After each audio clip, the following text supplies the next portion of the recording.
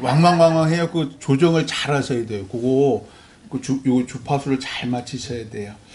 너무 왕왕하면 나중에 빼버리시더라고요. 그거 좀 맞추신데 자주 찾아가셔서 요거 잘 조정하셔야 돼요.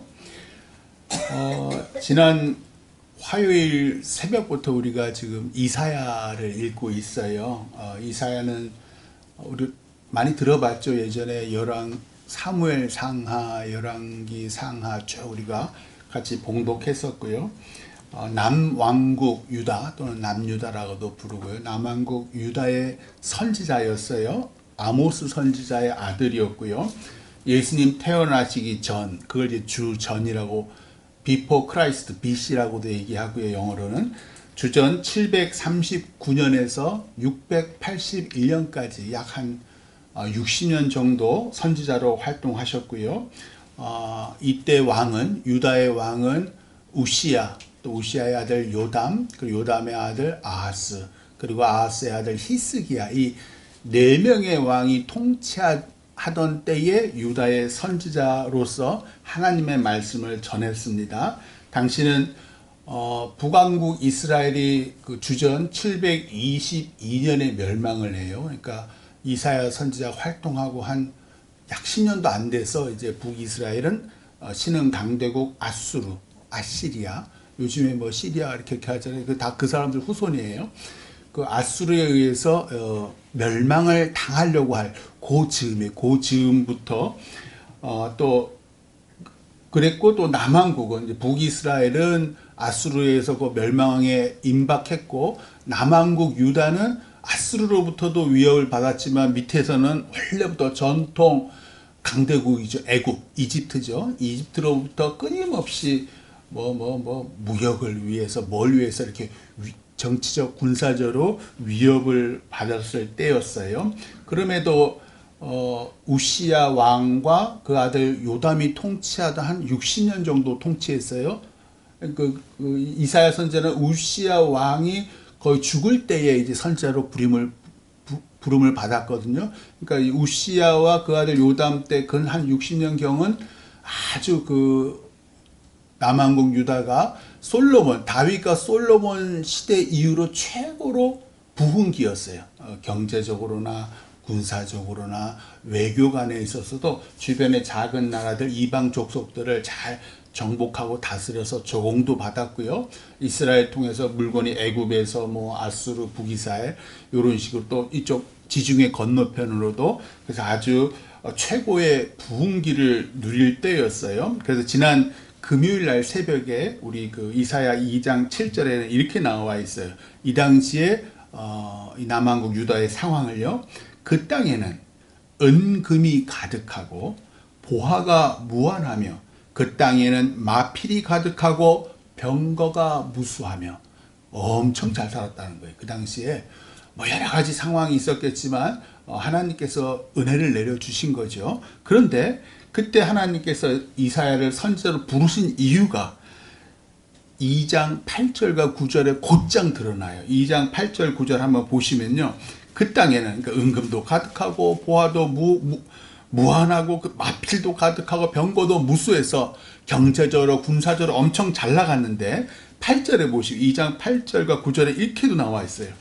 그 땅에는 우상도 가득하므로 그들이 자기 손으로 짓고 자기 손가락으로 만든 것을 경배하여 천한 자도 절하며 귀한 자도 굴복하오니 그들을 용서하지 마옵소서. 참 기가 막히죠. 이 경제적, 군사적으로 또 외교적으로 잘 나가면 이게 다 하나님 은혜잖아요. 이 나라는 지금 하나님이 택하신 나라잖아요. 북이스라엘도 마찬가지고 남유다도 아브라함과 이삭과 야곱의 후손들의 나라고 하나님이 그 땅을 축복하고 약속하셨기 때문에 그 땅이 있는 거잖아요. 그리고 그 땅에서 은금 보화가 가득하고 군사적으로 강대해지고 그러면 당연히 이게 다 하나님 은혜입니다 하고서 늘 감사하고 예배해야 되는데 웬걸? 우상이 가득하다는 거예요. 그리고 그 우상에 천한 자서부터 귀한 자까지 다 무릎을 꿇고 복을 주옵소서 하고 또 왜 그럴까? 우리도 한번 돌아보세요. 우리가 예전 젊을 때도 훨씬 잘 살잖아요. 우리 참 가난했잖아요. 우리 어렸을 때 참 뭐죠? 폭삭 소가수다? 폭삭 저는 못 봤어요. 저는 못 봤는데 그걸 보고 많은 분들이 옛날 생각도 하고 눈물도 많이 흘리셨다 그러더라고요. 왜냐하면 우리 장로님들, 권사님들 다 옛날 어린 시절에 그 배경이 쫙 나오거든요. 그렇게 가난했던 우리가 지금 제법 떵떵거리고 살잖아요. 그럼 우리가 하나님께 정말 온 마음 다해 감사하고 예배하느냐? 아니라는 거예요. 남유다가 이렇게 부강하게 된 게 하나님이 아니라 강대국 아수르와 애굽, 그 나라가 자신들의 운명을 좌우한다 라고 생각하는 거예요. 지금 이 사람들이요. 또 우리나라 경제, 남유다 왕국의 경제가 이렇게 부흥하는 것은 우리가 무역도 잘하고 조공도 잘 받아서 그래. 그저 하나님은 먼 옛날 우리 조상 아브라함과 이삭과 야곱, 다윗의 하나님일 뿐이라는 거예요. 현실 세상은, 지금 현실은 강대국가의 외교 관계와 무역이 나라의 번영과 운명을 결정한다. 우리도 그렇잖아요. 지금 미국의 트럼프가 난리를 치잖아요. 온 세계, 특히 우방을, 동맹을 상대로 지금 관세를 우리나라는 25%, 브라질이라는 나라는 괘씸하다고 정치인, 남미의 트럼프 그거 풀어주라고 50%.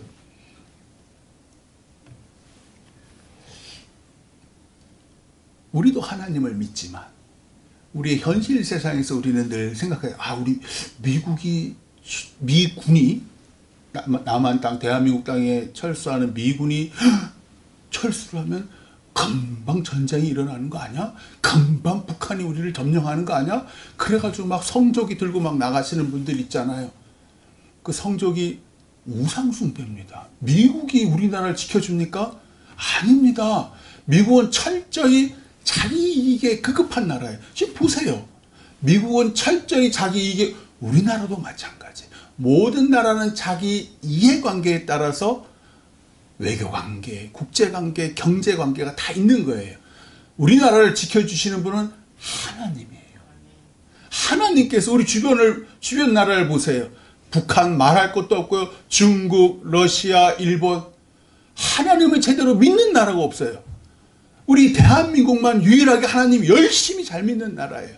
자, 봐라. 주변 나라들을 봐라. 이 작은 나라 대한민국이 어떻게 하나님을 섬겼고 어떻게 하나님께서 이 땅을 축복하셨는지 봐라. 그 너희 대한민국에 있는 국민들아, 백성들아, 하나님의 영광을 드러내라. 그 강대국들 틈바구니 속에서 너희들이 하나님의 영광을 드러내라. 그래서 우리나라를 지키시고 돌보아 주시는 거예요. 절대로 미국이 우리를 지켜주지 않아요. 보세요. 우크라이나도 안 지켜줍니다. 철저히 우리가 하나님의 힘으로 이 나라를 지켜내고 이 나라를 부강하게 해야 되는 거예요. 오늘 말씀 15절 말씀만 같이 한번 봉독해 봐요. 오늘 말씀 15절 같이 이사야 1장 15절 같이 읽어요. 시작. 너희가 손을 펼 때에 내가 내 눈을 너희에게서 가리고 너희가 많이 기도할지라도 내가 듣지 아니하리니 이는 너희의 손에 피가 가득함이라. 아멘. 피가 가득하다는 것은 악행이 가득하다라는 거예요.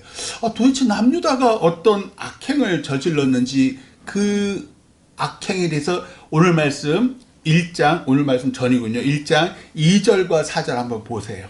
2절과 4절에 이렇게 나와요. 오늘 말씀 전에 1장 2절에서 4절 2절에서 4절 제가 한번 읽을게요. 하늘이여 들으라, 땅이여 귀를 기울이라. 여호와께서 말씀하시기를 내가 자식을 양육하였거늘 그들이 나를 거역하였도다. 자식이 누구예요? 유다, 남유다. 자식을 양육하였거늘 그들이 나를 거역하였도다. 자, 3절 소는 그 임자를 알고 나귀는 그 주인의 구유를 알건만은 짐승도 하물며 말 못하는 그 짐승도 자기의 주인이 누군지 알건만은 이스라엘은, 유다를 포함한 이스라엘은 누가 그들의 주인인지 알지 못하고 나의 백성은 깨닫지 못하는도다 하셨도다. 슬프다. 범죄한 나라여, 허물진 백성이여, 행악의 종자여, 행위가 부패한 자식이로다. 그들이 여호와를 버리며 이스라엘의 거룩하신 이를 만홀히 여겨. 한문이에요. 업신여겨란데. 이스라엘의 거룩하신 이를 업신여겨 멀리하고 물러갔도다.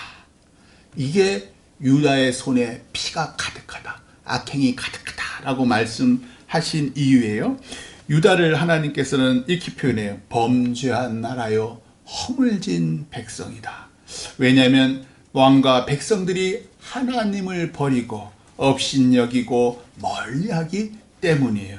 분명 북이스라엘이든 남유다든 간에 하나님의 택하신 자손들이잖아요. 하나님께 택하신 나라고. 근데 그들이 짐승만도 못하게 주인을 몰라보고 여호와 하나님을 버리고 멀리해요. 왜요?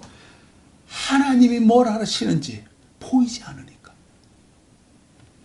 강대국 아수르와 애굽이 이 남유다, 이 작은 나라 남유다의 운명을 결정하는 것으로 눈에 보이니까.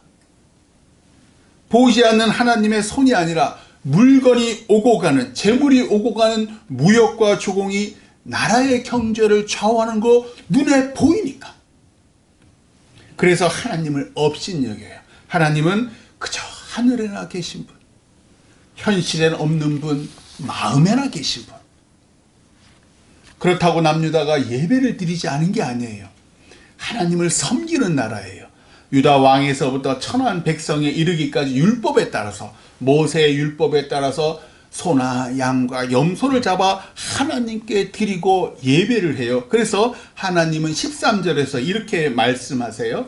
1장 13절에 헛된 재물을 다시 가져오지 말라.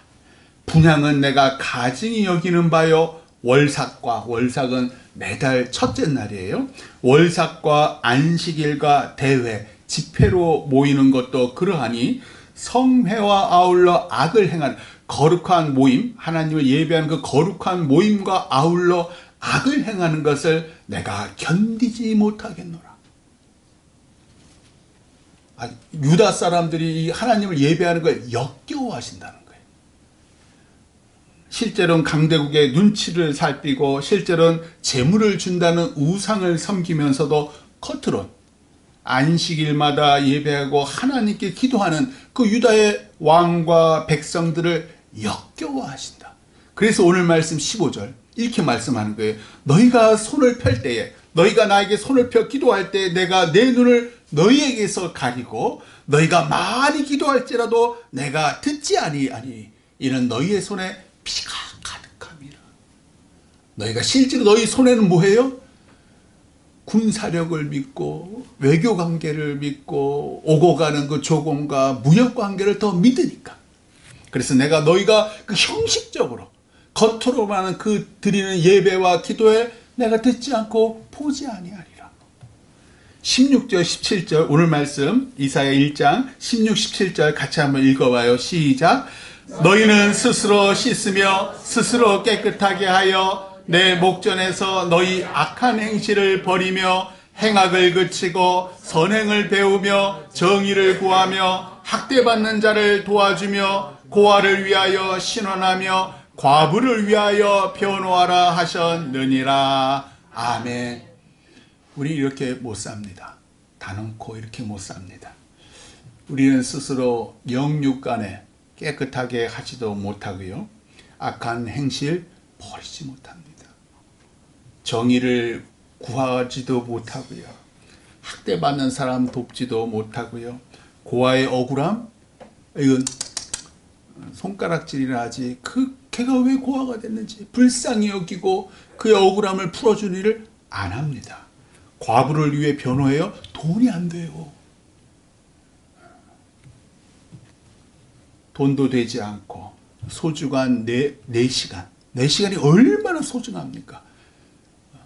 나 하나 건사하고 내 자식 건사하기도 힘든데 그 시간을 내가 왜 공짜로 무료로 저 사람에게 변호해주고 저 사람의 억울함을 씻어주고 들어주고 우리 못합니다. 누가 보거나 언론에서 주목을 하면 그때는 간혹 선한 일, 요번에 이제 물난리가 났잖아요. 그 국회의원들 하나같이 내려가가지고 보니까 하는데 땀 흘리는 인간이 하나 없더라고요. 제가 그런 거 유심히 봐요. 사진만 찍고 그냥. 그 며칠 전까지 우리 장관 후보자들 청문회 했잖아요. 이 정권이든 저 정권이든 참 사람들 보는 데선 언론 앞에서는 참 멋지게 사셨는데 남의 안 볼 때는 참 불이한 재물을 탐했고 내 가족만 위했고 부하 직원들을 참 하찮게 여겼구나. 그 사람들 뿐이겠습니까? 우리도 그렇습니다. 비슷비슷해요. 사람 사는 건요 다 똑같습니다. 우리도 그들처럼 위선적이고 이기적이잖아요. 다른 건 그분들이 이제 높은 공직을 맡으실 분들이기 때문에 검증을 받을 뿐이에요. 우리도 그 검증대 위에 딱 올라가죠. 더 하면 더 했지. 그래서 17절에 첫 번째 선행을 배우며 이게 꽉 마음에 와닿더라고요. 우리는 에덴 동산에서 쫓겨난 죄 많은 아담과 하와의 후손들이에요. 우리는 철저히 이기적이고 철저히 위선적인 그런 존재들이에요. 그런데 이런 이기적인 죄인들을 아버지 하나님께서 사랑하셔서 아들 예수님을 우리 모든 죄악의 짐을 대신 짊어지게 하시고 아주 세상 최악의 존재로 만드셔서 십자가에 못 박혀 죽이셨다. 누굴 위해서? 의인을 위해서가 아니고 선한 일을 위한 우리를 위해서 한 게 아니라 죄악 가득한 이기적인 우리를 위해서 아버지 하나님께서 아들 예수님을 십자가에 못 박혀 죽게 하셨다. 이 선행을 배워라. 그 얘기입니다. 내 부모의 나를 위한 사랑만 배우지 마시고 우린 그거는 평생에 걸쳐서 배워요. 자연스럽게 배워요. 예수님의 죄인을 향한 사랑도 배워라. 이 세상은 내 이익을 차지하기 위해 서로 경쟁하며 이기라고 가르쳐요. 아주 어렸을 때부터 부모도 그렇잖아요. 자녀들 그렇게 가르쳐요. 어디 나가서 싸워? 네가 때려 패. 맞고 하라는 부모가 한 명도 없습니다. 이기기를 원하는 거예요. 우상도 그 이방 우상 푸닥거리들도 한번 보세요. 윤석열, 김건희 다 건진법사 어쩌고저쩌고 다 나라의 그 곳간을 다 빼먹어라. 어떻게든지 부자가 되라. 너 퇴임해야 되잖아. 그거 드러날 것 같으니까 확 비상계엄을 해버리고. 그런데 하나님께서는 네 걸 줘라. 내가 내 아들을 네 이기적인 너를 위해서 줬잖니. 원수도 사랑해라. 못하지요. 우리는 못합니다. 받아도 시원찮은데 왜 내 걸 줍니까? 남이 보면 그때서야 그냥 호주머니에. 하나님 말씀대로 살면요 세상 살기 참 불편하고 불리합니다. 세상에서 생존하지도 이기지도 못할 게 뻔해 보여요. 그런데 하나님은 유다의 왕과 백성들에게 너희 악한 행실을 버리며 행악을 그치고 선행을 배우며 정의를 구하며 학대받는 자를 도와주며 고아를 위하여 신원하며 과부를 위하여 변호하라고 말씀하세요. 너무 동떨어진 말씀 아니신가요? 강대국 사이에서 무슨 수를 써서라도 살아남으라고 하나님은 단 한 번도 말씀하지 않으세요. 내가 너희의 피할 산성이요 요새다. 저 세상의 그 뿔들 내가 다 꺾어버리라. 돈 안 되는 일, 내 돈 쓰는 일을 하라. 왜냐하면 그것이 하나님의 일, 하나님이 기뻐하시는 일이라는 거예요. 하나님의 백성, 하나님의 거룩한 자녀는 그렇게 살아야 한대요. 그러면 하나님께서 내가 너를 지켜주시고 내가 너를, 네 자녀를 복된 삶으로 인도하리라. 이 기가 막히지 않습니까? 근데 우리는 그걸 믿질 않아요. 왜? 눈에 보이는 세상은 그렇게 돌아가지 않거든요. 18절 말씀. 자, 18절 말씀이 오늘 이사야서의 핵심이에요. 같이 18절 읽어봐요. 시작. 여호와께서 말씀하시되 오라 우리가 서로 변론하자. 너희의 죄가 주홍 같을지라도 눈과 같이 희어질 것이요 진홍같이 붉을지라도 양털같이 희게 되리라. 아멘. 우리는 정의의 편, 약자의 편에 서지 않습니다. 우리는 어떻게든지 강자의 편에 서서 강자의 백을 통해서 우리의 이익을 취하려고 해요. 하나님 말씀대로 살지 못해요. 하나님 말씀대로 살면 이 거친 세상에서 내게 남는 거 하나도 없을 것 같고 손해만 볼 것 같고 약육 강식의 세상이잖아요. 도태당할 것 같아요. 그래서 하나님을 믿고 예배하지만 예배 후에 예배당을 떠나면 세상 사람들처럼 다시 물어뜯고 경쟁하고 내 이익과 내 재물을 위해서 어떻게든지 긁어모으며 살려고 합니다. 그런 나에게 하나님께서 말씀하세요. 나에게 오라. 우리가 서로 변론하자. 공동 번역, 카톨릭과 함께 한 그 공동 번역 이렇게 나와 있어요. 오라. 와서 나와 시비를 가리자. 나 하나님에게로 와라. 그래서 네 살아가는 방식이 옳은지 내가 권하는 그 방식이 옳은지 시시비비를 한번 가려보자. 초청하시는 말씀이에요. 어제 잘못하신 거 기억나십니까? 아니면 오늘 아침 오늘 아침 이제 교회 오는 길에 내가 남겨진 가족에 믿지 않는 이 남편에게 내지는 화내고 짜증내고 속상한 거 기억나세요? 조금 전 우리 그 예배 때 회개기도 하실 때 하나님께 고백하셨나요? 상대방에게도 또 하나님께도 사실 화내고 나면 모르겠습니다. 저는 그래요. 제 자신이 참 못나 보여요. 이거밖에 안 되나. 우리가 하나님께로 나아가면 예수님의 피로 우리 죄가 눈과 같이 희어집니다.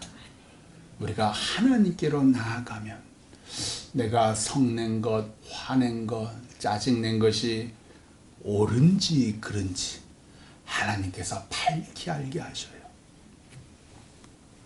내 상황과 조건, 내 감정, 내 이성을 하나님은 다 아셔요. 그럼에도 불구하고 하나님께서는 얘야, 너는 너의 한계를 뛰어넘어 그리하여 한없이 선하고 아름다운 나의 아들과 딸로 살기를 바래. 그렇게 격려하시는 거예요. 이것이 하나님께서 와라. 우리가 서로 변론하자. 네가 나의 초청, 나에게 와서 나와 함께 기도하고 나와 함께 대화하면 어떤 삶이 옳은지, 어떤 삶이 세상에 유익한지, 어떤 삶이 내 자녀에게 정말로 복이 되는지를 내가 밝히 알려줄게. 참 하나님께로 나아가면 지금 씩씩씩씩거리고 제 아내랑 애들이랑 속상하고 이러다가도 하나님께로 나아가면은 참 신기합니다. 불평하고 원망하는 마음이 싹 사라져요. 그리고 하나님의 아들 될 것 같아요. 선해집니다. 오늘 예배 후 집에 돌아가셔서 아마 화내고 짜증내지 않으실 거예요. 더 이상 속상하시지도 않을 거예요. 그래, 인간은 그럴 수밖에 없어. 오늘 목사가 그러대. 우리는 그럴 수 없다고, 본능적으로 그럴 수 없다고. 그렇게 조금씩 세월이 흐르면서 우리 믿음이 깊어지고 우리 성품이 하나님을 닮아갑니다. 쇳덩어리인 우리가 거룩하신 하나님을 조금씩 닮아갑니다. 이게 우리 그리스도인의 삶입니다. 세상에 살기에 그리스도인이지만 이런저런 유혹과 경쟁과 눈앞의 이익이 보여요. 세상을 살아가기에. 그래서 그 유혹에 넘어지고 그 이익을 잡으려 경쟁하고 화내고, 그러다가도 잠자기 전에 하루를 딱 돌아보면 후회가 막심한 거예요. 아이고, 내가 내일은 절대로 그렇게 살지 말아야지. 이게 평생 우리가 짊어져야 할 십자가고 그리스도인의 삶입니다. 주일 예배 때 하나님 앞에 나와 지난 일주일간 지었던 죄를 기억하고 하나님의 용서를 구하고 이번 주에는 하나님 자녀답게 살게 하옵소서 다짐하고 변화되는 거, 우리 그리스도인이 주님의 품에 안길 때까지 겪는 성화의 과정이에요.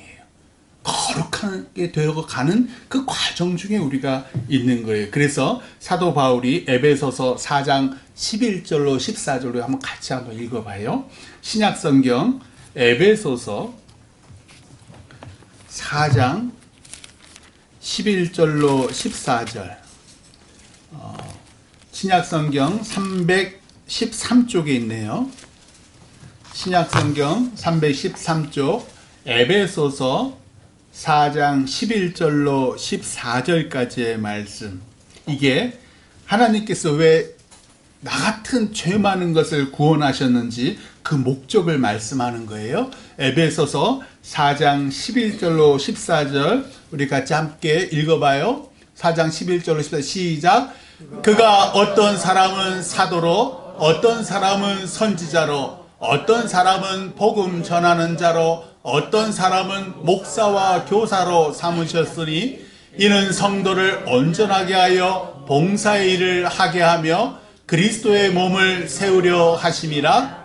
우리가 다 하나님의 아들을 믿는 것과 아는 일에 하나가 되어 온전한 사람을 이루어 그리스도의 장성한 분량이 충만한 데까지 이르리니 이는 우리가 이제부터 어린아이가 되지 아니하여 사람의 속임수와 간사한 유혹에 빠져 온갖 교훈의 풍조에 밀려 요동하지 않게 하려 함이라. 아멘. 하나님 다 아셔요. 우리가 신앙의 초보 시절에는 어린아이와 같은 믿음, 주세요 하면 주시는 그 하나님, 그 하나님을 믿었어요. 그게 어린아이와 같은 신앙이거든요. 먼저 12절 한번 보세요. 11절부터 제가 다시 한번 짧게 요약을 할게요. 그가, 하나님께서 어떤 사람은 사도로, 어떤 사람은 선지자로, 어떤 사람은 복음 전하로, 어떤 사람은 목사와 교사로 삼으셨다. 즉 우리는 이 중에 하나예요. 저는 목사지요. 근데 여러분은 교사, 여러분의 자녀를 가르치는, 복음을 가르치는 교사든 아니면 이곳 교회에 와서 청년들, 어린이들에게 아니면 나보다 아직 신앙의 연륜이 적은 사람들에게 도대체 신앙은 무엇인지를 가르치는 교사든지 아니면 나가서는 복음을 전하는 자, 우리는 다 이 중에 하나에 속해 있는 거예요. 사도든 선지자든 복음 전하는 자든 목사든 교사든. 자, 그러면서 12절에 이렇게 얘기하세요. 이는 성도를 온전하게 하여 봉사일을 하게 하며 우리가요 그리스도의 몸을 세우려 하심이라. 우리가 이런 일을, 5가지 일 중에 한 가지 일을 맡는 것은 성도, 나뿐만 아니라 주변에 있는 그 성도들을 온전하게 해서 봉사의 일을, 그들을 섬기게 하며 그리스도의 몸 금톡교회를 세우려 하심이라. 13절 말씀. 우리가 다 하나님의 아들을 믿는 것과 아는 일에 하나가 되어 온전한 사람을 이루어 그리스도의 장성한 분량이 충만한 데까지 이르는, 이것이 우리를 구원하신 하나님의 목적이에요. 우리가 하나님 안에서 온전한 사람이 되어서 어디까지? 그리스도처럼 저 죄인을 위해서, 저 원수를 위해서 죽는 데까지, 거기까지 이르게 하는 게 하나님이 우리를 향한 품으신 구원의 뜻, 구원의 목적이라는 거예요. 14절, 이는 우리가 이제부터는 어린아이가 되지 않아요. 우리가 맨날 주세요 주세요 제발 줬잖아요.